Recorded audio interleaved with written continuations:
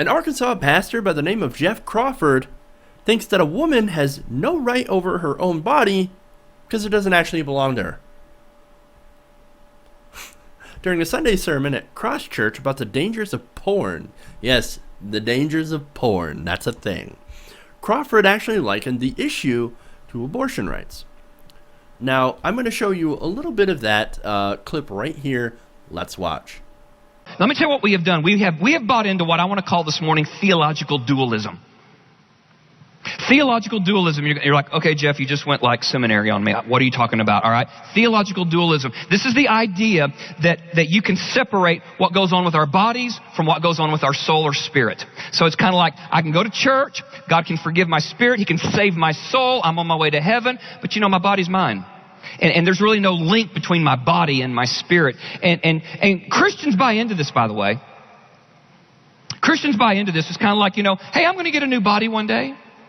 Now, Jesus is going to come back and he's going to give me my version 2.0 and get a new body. And so it doesn't really matter that much what I do with this one. But then you read 1 Corinthians 6. And when you read 1 Corinthians 6, it just like blows up this idea of theological dualism. What it says is that in a way that's very mysterious, that we can't quite understand, that our soul and our spirit is uniquely linked to our body. They cannot be separated. This idea that you hear about in the abortion debate, that it's a woman's right to choose and she has the right over her own body. No, that's not true.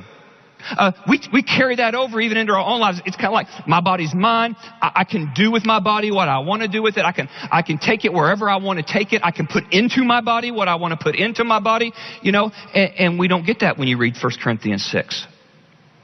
What we get when you read 1 Corinthians 6 is that your body's a temple to the Holy Spirit. And what that means is that your arms and your legs and your head and your eyes, it all belongs to God. That's what you get when you read 1 Corinthians 6. It says your body has been bought with a price. Literally your physical body, not just your soul. So God owns you. Wow. So if God owns you, does that mean it's God's dick, not yours? Does your dick belong to God? It's a question. Because if a woman's womb belongs to God, why doesn't your dick?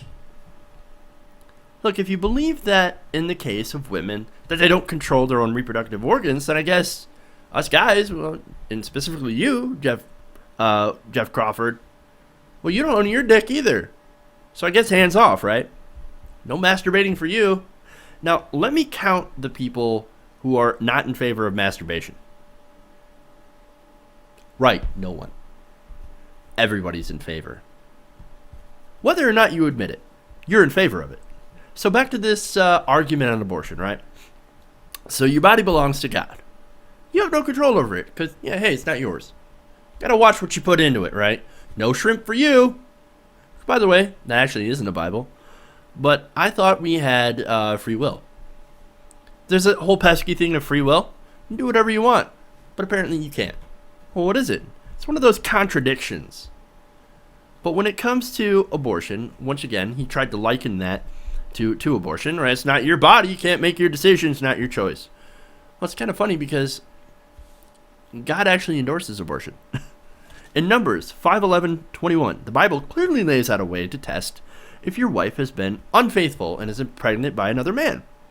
And that actually involves making a concoction that your wife will take that will cause her to miscarry if the child is not yours. If it is yours, nothing happens. But if you're guilty, quote, may the Lord cause you to become a curse among your people when he makes your womb miscarry and your abdomen swell. Sounds a lot like abortion, right? Sounds a lot like abortion. Well, speaking of that, God's actually also in favor of killing lots of people too. I mean, he did flood the earth after all, and that probably killed some unborn babies and their mothers. So I guess if you're God, killing people is fine. And this is the same God that has the commandment of do not kill. I guess it's more, do as I say, not as I do. But back to the whole idea that God owns your body. It's creepy. And it's wrong. But it's also pretty damaging too. And this kind of fits in with the whole Jesus is your boyfriend thing. Also creepy and wrong. I don't think I'll ever understand truly why people can't just live their lives without attempting to control everyone based on nothing but a 2,000-year-old book written by Middle Eastern desert nomads, edited by politicians, and essentially not read by the majority of people who believe in it.